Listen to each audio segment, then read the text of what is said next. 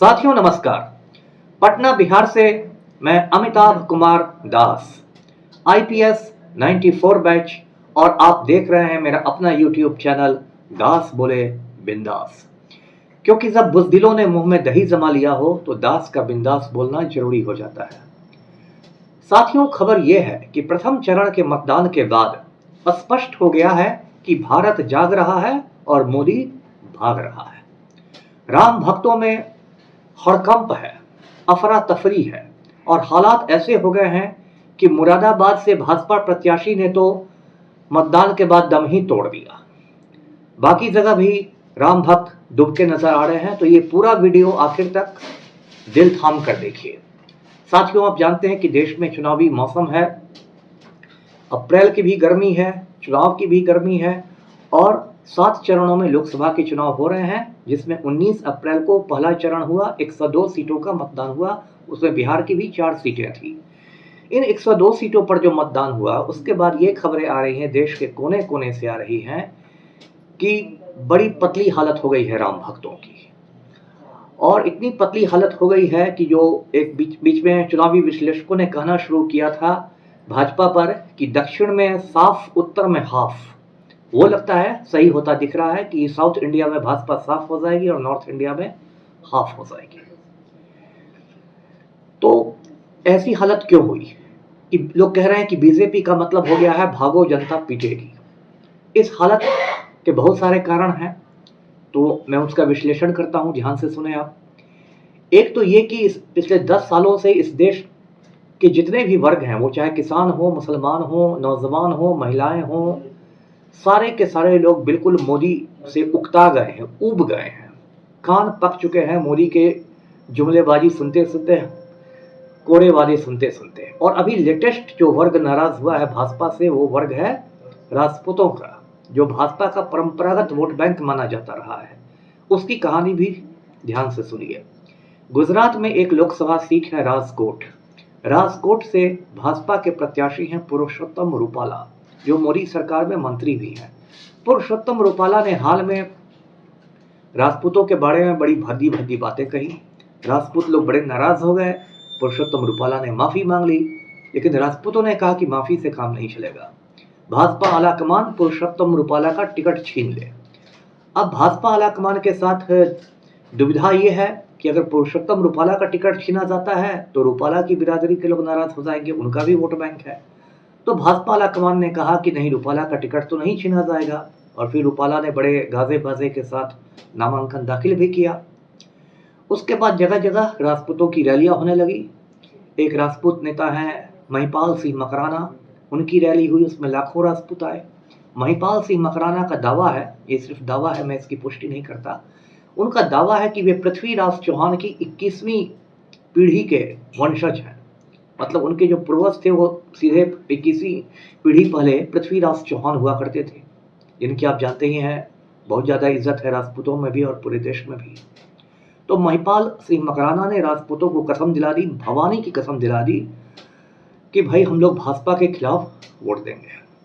उसके बाद ये जो गुजरात में आग लगी भाजपा विरोध की, उसमें आग में घी का काम किया है घटना ने कि करणी सेना ने विरोध प्रदर्शन किया। मैं कोई करणी सेना का प्रशंसक नहीं हूं, लेकिन करणी सेना वाले विरोध कर रहे थे। उनका नेता कोई राज शेखावत है, तो राज शेखावत की पुलिस वालों ने पगड़ी उछाल दी हवा में। अब ये जो पगड़ी और मूंछ का मामला है, ये तो राजपूतों के लिए बड़ा सेंसिटिव मामला होता है। पूरे हिंदुस्तान के समाज में भी पगड़ी और मूंछ को तो बिल्कुल इज्जत के साथ जोड़ के देखा जाता है। तो इससे और गुस्सा बढ़ा राजपूतों का। ये जो गुजरात का गुस्सा था, ये राजस्थान तक पहुंच गया, फिर राजस्थान होते हुए पश्चिमी उत्तर प्रदेश तक पहुंच गया। और पश्चिमी उत्तर प्रदेश में भी राजपूतों की बड़ी बड़ी सभाएं हुई। उन लोगों ने कहा कि किसी को भी वोट देना है, लेकिन भाजपा को नहीं देना है। भाजपा आलाकमान की नींद उड़ गई।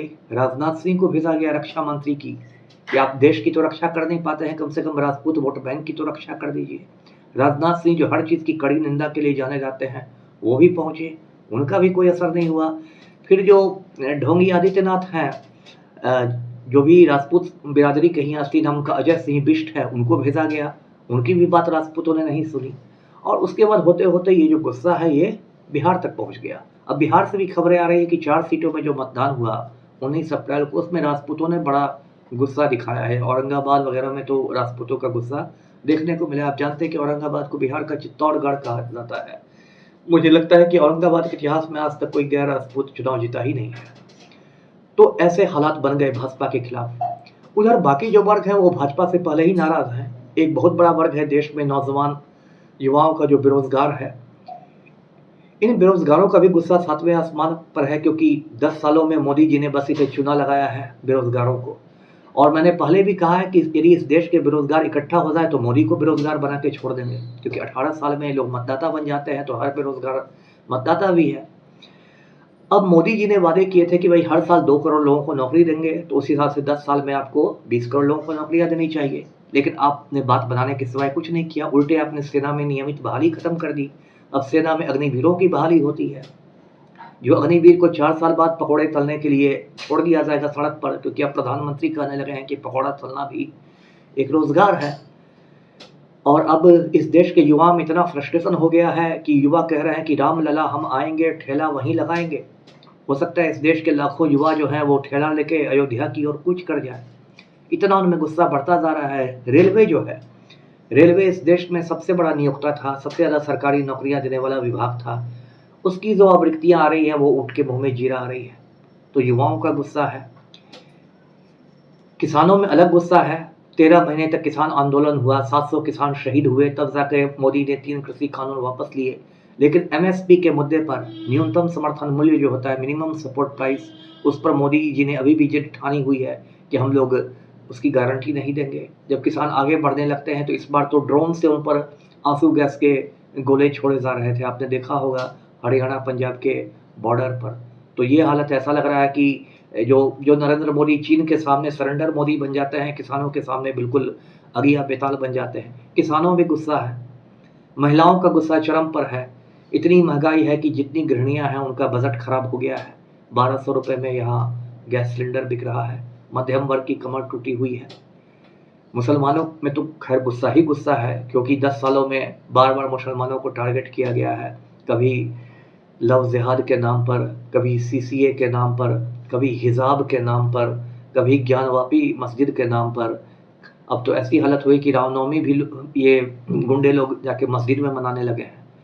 तो सारे वर्गों में गुस्सा है, और उस गुस्से की वजह से अब मोदी जी की राह बहुत कठिन दिखाई दे रही है। तो अब राह कठिन हो गई है, तब अब क्या करें? अब तो मोदी की ये हालत है कि अभी 1-2 रोज पहले मोदी जी नागपुर गए थे। नागपुर जो है वो महाराष्ट्र की दूसरी राजधानी है, वहाँ भी राजभवन है। मोदी जी राजभवन में ठहरे, और नागपुर से उनके प्रत्याशी नितिन गडकरी हैं, जो मोदी जी के सीनियर कैबिनेट मिनिस्टर हैं। तो मोदी जी ने उम्मीद रखी थी कि गडकरी आके कुछ उनका कुशल क्षेम लेंगे नागपुर के राजभवन में। तो गडकरी जी ने झांकना भी नहीं समझा, झांकना भी उचित नहीं समझा, और गडकरी झांकने भी नहीं आए। मोदी जी से पता चल रहा है कि गडकरी जी अपनी खिचड़ी अलग पका रहे हैं। वो मतदाता मतगणना के बाद वो मोदी जी को उखाड़ के भाजपा का नेता बनने का प्लान बना रहे हैं। उधर मोदी जी के एक अलग परेशानी का सबब ये हो गया है कि इंडिया गठबंधन बनने के बाद जगह जगह 1-to-1 फाइट हो गया है, जो पिछले चुनाव में नहीं था। 2019 में जब मोदी की पार्टी ने, भाजपा ने 300 से ज़्यादा सीटें जीती थी, तो उसमें वोटों का प्रतिशत सिर्फ 37% था भाजपा का। सिर्फ 37% वोट मिले थे भाजपा को। 63% वोट भाजपा के विरोध में गिरे थे। इसके बावजूद मोदी ने इतनी सीटें जीत ली, क्योंकि भाजपा विरोधी वोट बिखर गए थे। लेकिन इस बार वैसी हालत है नहीं, इस बार 1-to-1 वाली हालत हो गई है। तो 1-to-1 में तो भाई बहुत मुश्किल है मोदी का बेड़ा पार होना। उसके बाद एक नई आफत मोदी के सर पर है। आफत यह है कि सुप्रीम कोर्ट में एक याचिका डाली गई थी कि जो वीवीपैट होते हैं उनका 100% मिलान किया जाए। आप जानते हैं कि ईवीएम से अब चुनाव होता है, इलेक्ट्रॉनिक वोटिंग मशीन से, और ईवीएम में एक वीवीपैट रहता है जिसको कहते हैं voter verifiable paper audit trail. मतलब किसी पर आप बटन दाबते हैं तो 8 सेकंड के लिए ये कागज बाहर निकलता है और फिर अंदर चला जाता है। अब सुप्रीम कोर्ट में याचिका डाली गई है कि नहीं, सारे वीवीपैट मतदाता को दिए जाए और वो एक अलग डब्बे में जाके गिराए। तो ईवीएम हैक करने की यदि कोई मोदी जी की योजना होगी, नरेंद्र मोदी और गौतम अडानी ने यदि कोई षड्यंत्र रचा होगा कि भाई हम लोग ईवीएम हैक कर लेंगे, तो उस पर भी अब खतरा दिख रहा है। क्योंकि हो सकता है मतगणना के पहले सुप्रीम कोर्ट का फैसला आ जाए कि वीवीपैट का 100% मिलान किया जाए, वो एक अलग लफड़ा हो गया है, एक अलग गले की हड्डी बन गई है। उसके बाद राम मंदिर को इन लोगों ने सोचा था कि हम लोग देश का सबसे बड़ा मुद्दा बना लेंगे। रामलला की प्राण प्रतिष्ठा हो गई, रामलला की प्राण प्रतिष्ठा हो गई, वो मुद्दा इनका टाँ फिक्स हो गया है। लोग कह रहे हैं कि रामलला के चक्कर में आप आमलला को क्यों भूल गए। ये हालत हो गई है कि जो रामनवमी अभी पड़ी थी 17 अप्रैल को, उस दिन इन लोगों ने सूर्य तिलक की नौटंकी करनी चाहिए। कुछ जगह शीशे विशे लगाकर ऐसा दिखाया कि सूरज ने ही भगवान राम को तिलक कर दिया हो, और गोदी मीडिया ने बहुत ढोल भी बजाया कि देखिए सूर्य तिलक हो गया। जबकि ये बहुत एक जब हम लोग छोटे बच्चे थे तो इस तरह की प्रयोग हम लोग कितनी बार करते थे शीशा और लेंस के सहारे। इसमें कोई चमत्कार नहीं है, एक विशुद्ध एक वैज्ञानिक चीज़ है। कोई शीशा और लेंस से सूरज की रोशनी को कहीं पर केंद्रित कर देगा। तो कुल मिलाकर साथियों लबो लुआब ये है कि भाजपा की स्थिति बहुत खराब है। अब भाजपा का जो थिंक टैंक है ये सोचने वाले सोच रहे हैं कि पुलवामा की तरह हम लोग कोई बड़ा कांड करवा देते हैं।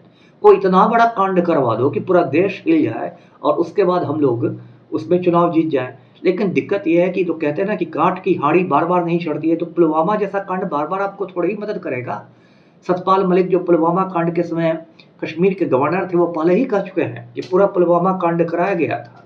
तो ऐसे ही मोदी सरकार की विश्वसनीयता जो है वो बिल्कुल सवालों के घेरे में है। इसलिए पुलवामा कांड जैसा कोई कांड यदि फिर होता है चुनाव के दौरान तो लोगों का माथा ठनकने लगेगा कि ये क्या हो गया भाई।